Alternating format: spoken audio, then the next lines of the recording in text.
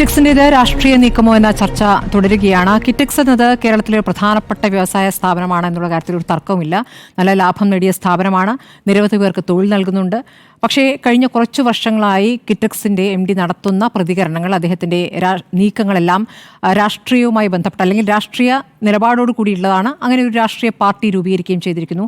2020 എന്നൊരു രാഷ്ട്രീയ പാർട്ടി രൂപീകരിക്കുന്നു. CPM-നെ പോലെ കോൺഗ്രസിനെ പോലെ മറ്റൊരു രാഷ്ട്രീയ പാർട്ടിയായി നിന്നുകൊണ്ട് വ്യാവസായികമായി നേട്ടമുണ്ടാക്കാമോ എന്ന ശ്രമമാണ് നടത്തുന്നത്. അദ്ദേഹം കിഴക്കമ്പലം എന്നൊരു പ്രദേശം, അവിടെ വ്യവസായം നടത്തുന്നതിനൊപ്പം അവിടെ ഒരു രാഷ്ട്രീയ പാർട്ടി രൂപീകരിച്ച് പഞ്ചായത്ത് ഇലക്ഷനിൽ ഒരു നേട്ടമുണ്ടാക്കി, അവിടെ ഭരണം നേടി.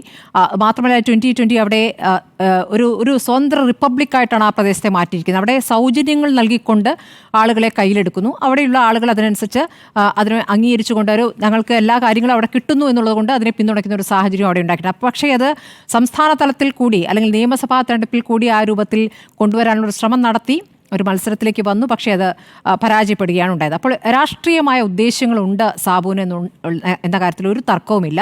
അപ്പോൾ അതിൻ്റെ ഒരു തുടർച്ചയായിട്ടുള്ളൊരു കാര്യം അതിൽ നടക്കുന്നുണ്ട്. മറ്റൊരു കാര്യം, ഇപ്പോൾ എപ്പോഴാണ് ഈ കാര്യങ്ങൾ പറയുന്നത് എന്നുള്ളതാണ്. ഇപ്പോൾ പഞ്ചായത്ത് തിരഞ്ഞെടുപ്പ് നടക്കാനിരിക്കുകയാണ്. ഈ ഘട്ടത്തിൽ ഇങ്ങനെയൊരു പ്രതികരണം, ഇങ്ങനെയൊരു രാഷ്ട്രീയ പ്രതികരണം നടത്തുന്നത് സംസ്ഥാന സർക്കാരുമായി ബന്ധപ്പെട്ട് വിശദമായി തന്നെ ആരോപണങ്ങൾ ഉന്നയിക്കുന്നത് അത്തരം നീക്കങ്ങളുടെ ഭാഗമായിട്ടാണോ എന്ന് സംശയിക്കേണ്ടതുണ്ട്.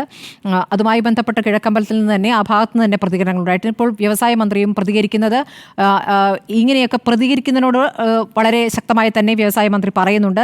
അതേസമയം തന്നെ വേണമെങ്കിൽ ചർച്ചയാകാമെന്നുള്ള കാര്യവും പറയുന്നുണ്ട്. ഈ എപ്പോഴും പരാതി പറയുന്നു എന്നതിൻ്റെ അടിസ്ഥാനം എന്താണ് എന്ന് മന്ത്രിക്ക് മനസ്സിലാകുന്നില്ല എന്ന് പറയുന്നു. ഇവിടെ കേരളത്തിൽ വ്യവസായം സൗഹൃദമാണ് എന്നുള്ള കാര്യത്തിൽ റാങ്കിങ്ങുമായി ബന്ധപ്പെട്ട് നേരത്തെയും ചർച്ചകൾ നടന്നിട്ടുള്ളതാണ്. അപ്പോൾ നേരത്തെ ശരിയാണ്, ഇടത് സർക്കാർ ഭരിക്കുന്ന തുടക്കകാലത്ത്, ഒന്നാം പിണറായി സർക്കാരിൻ്റെ കാലത്ത് വ്യവസായം തുടങ്ങാൻ വന്ന ചില ആളുകൾക്കുണ്ടായ ദുരനുഭവം, ഒരു അന്തൂർ സാജൻ്റെ വിഷയമടക്കം മറ്റ് ചില വിഷയങ്ങളും ഉണ്ടായിട്ടുണ്ട്. അത് കേരളം ചർച്ച ചെയ്തതുമാണ്. പക്ഷേ ഇന്ന് നിലവിൽ ആ രൂപത്തിലല്ല സംസ്ഥാന സർക്കാർ, ഇടത് സർക്കാർ നീങ്ങുന്നത്. വ്യവസായികളെ കേരളത്തിലേക്ക് ആകർഷിക്കാൻ നടത്തുന്ന നടപടികൾ പലപ്പോഴും വിമർശിക്കപ്പെടുന്നുണ്ട്. ആ രൂപത്തിലാണ് അത് പോയിട്ടുള്ളത്. അപ്പോൾ വ്യവസായം വേണ്ട എന്നൊരു തീരുമാനമില്ല. പലപ്പോഴുമെങ്കിലും CITU-മായി ബന്ധപ്പെട്ടുണ്ടാകുന്ന പ്രശ്നങ്ങൾ, വ്യവസായ കേന്ദ്രങ്ങളുമായി ബന്ധപ്പെട്ട് CITU നടത്തുന്ന പ്രതിഷേധങ്ങളൊക്കെയും ഒരു തരത്തിൽ ചർച്ചയാകാറുണ്ട് എന്നതൊഴിച്ചാൽ വ്യവസായികൾക്ക് കേരളത്തിലേക്ക് വരാൻ പറ്റാത്തൊരു സാഹചര്യമാണ് നിലവിലുള്ളതെന്ന് ഈ ഘട്ടത്തിൽ പറയാൻ പറ്റില്ല. അപ്പോൾ കേരളം വിടുമെന്ന് ആവർത്തിച്ച് പറഞ്ഞവൾ ഇപ്പോഴും ഇവിടെ തന്നെ തുടരുന്നുണ്ട് എന്നാണ് മന്ത്രി പരിഹസിച്ചത്. അപ്പോൾ ദാവോസിൽ നടന്ന പരിപാടിയിൽ ആന്ധ്ര മുഖ്യമന്ത്രി ചന്ദ്രബാബു നായിഡു തന്നെ കേരളത്തെ പ്രശംസിച്ചിട്ടുണ്ട് എന്ന കാര്യം കൂടി അദ്ദേഹം ചൂണ്ടിക്കാണിക്കുക. അതാണ് വ്യവസായ മന്ത്രിയുടെ മറുപടിയായിട്ട് വരുന്നത്. ഇനി നോക്കേണ്ട ഒരു കാര്യം, ഈ വ്യവസായ സൗഹൃദ റാങ്കിങ്ങുമായി ബന്ധപ്പെട്ട് പുതിയ റാങ്കിങ് നടത്താനായി കേന്ദ്ര സർക്കാർ അടുത്ത നടപടികളിലേക്ക് കടക്കുന്ന സമയത്താണ് ഇപ്പോൾ സാബു ഇങ്ങനൊരു പ്രതികരണം നടത്തിയത് എന്നുള്ളതാണ്. അപ്പോൾ അതിലൊരു ദുരുദ്ദേശമുണ്ട്. ഇപ്പോൾ കേരളം വ്യവസായ സൗഹൃദ റാങ്കിങ്ങിൽ 28ലാണ് നിൽക്കുന്നത്. അപ്പോൾ 10ൽ ഉൾപ്പെടുക എന്നൊരു ലക്ഷ്യത്തോടു കൂടി കേരളം പ്രവർത്തിച്ചുകൊണ്ടിരിക്കുകയാണ്. 10ലേക്ക് എത്തണം, 10ൽ 1 അതിലേതെങ്കിലും ഒരു അക്കത്തിലേക്ക് എത്തണം എന്നുള്ള ഒരു നീക്കത്തിൽ നടത്തിക്കൊണ്ടിരിക്കുകയാണ്. അപ്പോൾ കേരളം നടത്തുന്ന പരിഷ്കാരങ്ങൾ, കേന്ദ്രം പറഞ്ഞ പരിഷ്കാരങ്ങൾ കേരളം കൃത്യമായി നടപ്പാക്കുന്നു.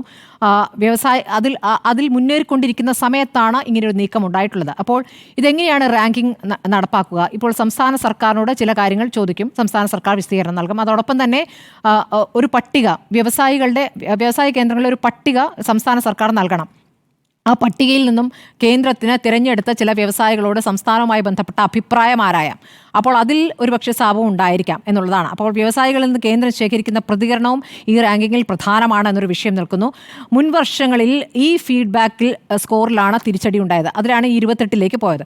അപ്പോൾ അതൊരു പ്രശ്നമായി നിൽക്കുന്നു. അപ്പോൾ അവിടെയാണ് ഈ ഒരു സാഹചര്യം. എന്താണ് സാബു ഈ ഘട്ടത്തിൽ അങ്ങനെ ഒരു പ്രതികരണം നടത്തിയത്? കേരളം ഇപ്പോൾ 14,725 പേരുടെ പട്ടികയാണ് കേന്ദ്രത്തിന് നൽകിയിരിക്കുന്നത്. അവരിൽ നിന്നും കേന്ദ്രത്തിന് താല്പര്യമുള്ളവരുടെ അഭിപ്രായം തേടുകയാണ് ചെയ്യുക. അപ്പോൾ റാങ്കിങ്ങിൽ കഴിഞ്ഞ വർഷങ്ങളിലെ റാങ്കിങ് നോക്കുകയാണെങ്കിൽ 6 വർഷത്തിനിടെ 18ൽ നിന്ന് 28 ഒരു സാഹചര്യമുണ്ട്. 2015 അത് 18 2016 അത് 20 2017 21 2019 28 എന്നാണ് കണക്ക് പറയുന്നത്. അപ്പോൾ കേന്ദ്രം നിർദ്ദേശിച്ച പരിഷ്കാരങ്ങളെല്ലാം പൂർത്തിയാക്കി എന്ന് കൂടി സംസ്ഥാനം പറയുകയാണ്. അതിൻ്റെ അടിസ്ഥാനത്തിൽ 2,261 കോടി രൂപ അധിക വായ്പയ്ക്ക് കേന്ദ്ര ധനമന്ത്രാലയം സംസ്ഥാനത്തിന് അനുമതി നൽകുകയും ചെയ്തിട്ടുണ്ട്. അപ്പോൾ കേരളം കൈവരിച്ച നേട്ടത്തിൻ്റെ അടിസ്ഥാനത്തിലാണ് കേന്ദ്രം ആ വായ്പയ്ക്കുള്ള അനുമതി നൽകിയിരിക്കുന്നത് എന്നുള്ളതാണ് സംസ്ഥാനം പറയുന്നത്. ഇപ്പോൾ 301 പരിഷ്കാരങ്ങളാണ് കേന്ദ്രം പറഞ്ഞത്. അതിൽ 238 നടപ്പാക്കി എന്നുള്ളതും സംസ്ഥാനത്തിൻ്റെ ഒരു വാദമാണ്. പക്ഷേ ഈ പ്രഖ്യാപിക്കുന്ന പരിഷ്കാരങ്ങൾ പൂർണ്ണമായി നടപ്പാക്കുന്നുണ്ടോ എന്ന ചോദ്യത്തിന് ചില വ്യവസായികൾക്ക് അതിൽ ചില പരാതികളുണ്ട് എന്നുള്ള വിവരം വിവരവും വരുന്നുണ്ട്. ഏതായാലും റാങ്കിങ്ങുമായി ബന്ധപ്പെട്ട് കേരളം ഒരു നീക്കം നടത്തുന്നുണ്ട്, കേരളം ഒരു ശ്രമം നടത്തുന്നുണ്ട്.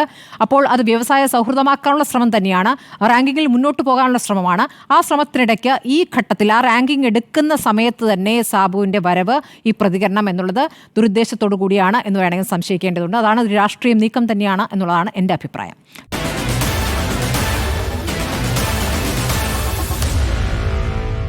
Meet the editors.